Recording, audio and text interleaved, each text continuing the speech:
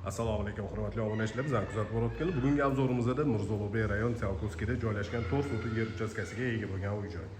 Binoning umumiy kvadraturasi 450 kvadratni tashkil qiladi. 3 ta qavatdan iborat bo'lgan bino ko'tarilgan. Podval 1 va 2 qavat, xonalarning soni 6 ta.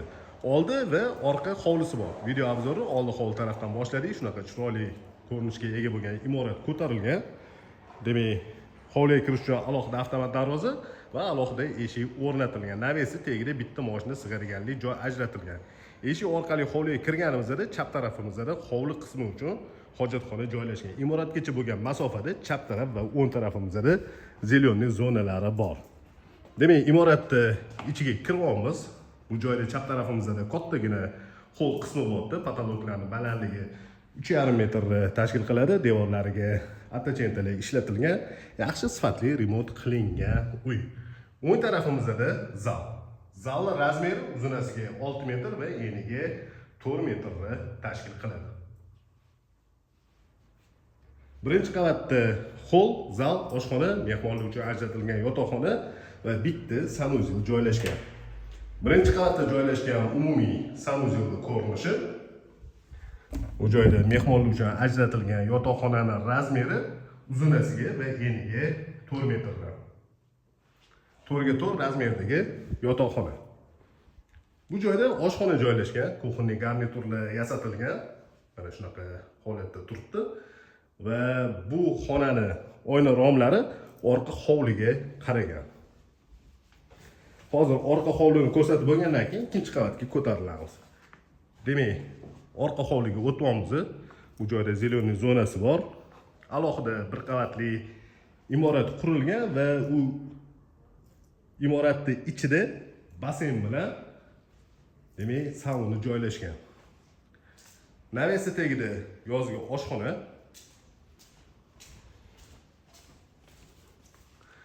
Spa zonasi uchun ajratilgan imorat ichiga kirib kelamiz. 5 ga 3 razmerda basen joylashgan. Chuqurligi 1 metr 60 santimetr. Alohida sanuzeli bor, dushovoy va uni oldida finskiy sauna joylashgan.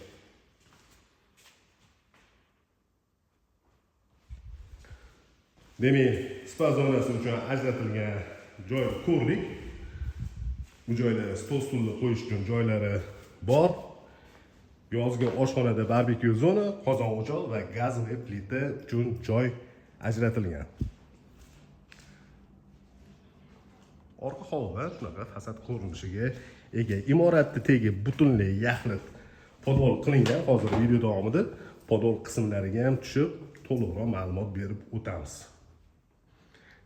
Demak, birinchi qavatda hol, oshxona, zal, mehmonlar uchun ajratilgan yotoqxona va bitta sanuzel bo'ldi.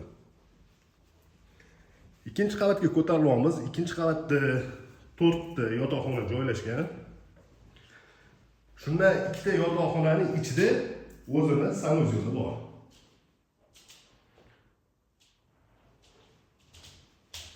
O'ng tarafdagi birinchi xonaga kiramiz.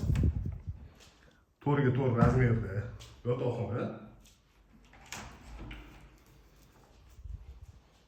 Va shu yotoqxonaga tegishli bo'lgan yuvinish xonasi.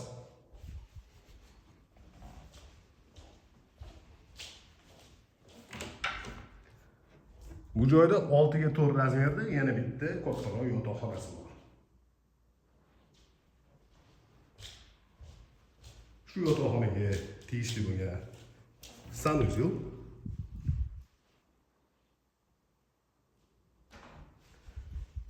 Demak, ikkita yotoqxona kattalar uchun mo'ljallangan, alohida ichida o'zini sanuzel bo'lyapti va ko'rsatayotgan joyimizda ikkita yotoqxona bor, bolalar uchun mo'ljallangan.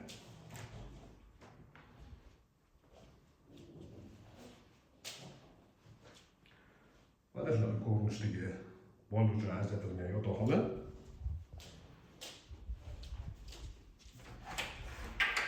Ikkinchi qavat uchun umumiy sanuzel.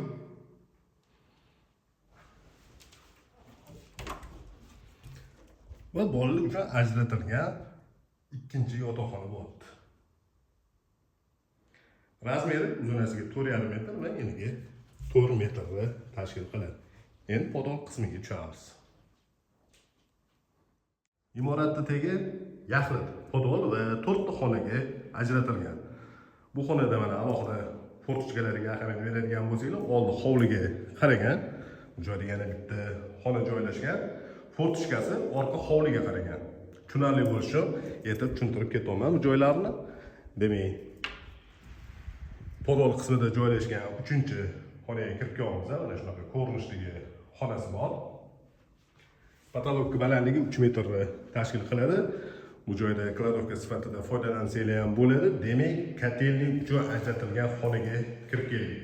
Bu joyda ikkita buxkonturli kotel, suv uchun boiler, ikkita расширительный bak, basseynning filtri, teplый pol водяной nasoslari va yana alohida suv uchun nasos o'rnatilgan. Ko'rsatgan uyimiz Mirzulobey rayon Tsiolkovskiy Oltintepada joylashgan 4 sotik yer uchastkasiga ega bo'lgan uy-joy. Binoning umumiy kvadraturasi 450 kvadrat, xonalari soni 6 ta. Narxini opisiyaga yozib qo'yamiz. Qiziqadiganlar ko'rsatilgan telefon raqamiga bemalol murojaat qilishingiz mumkin.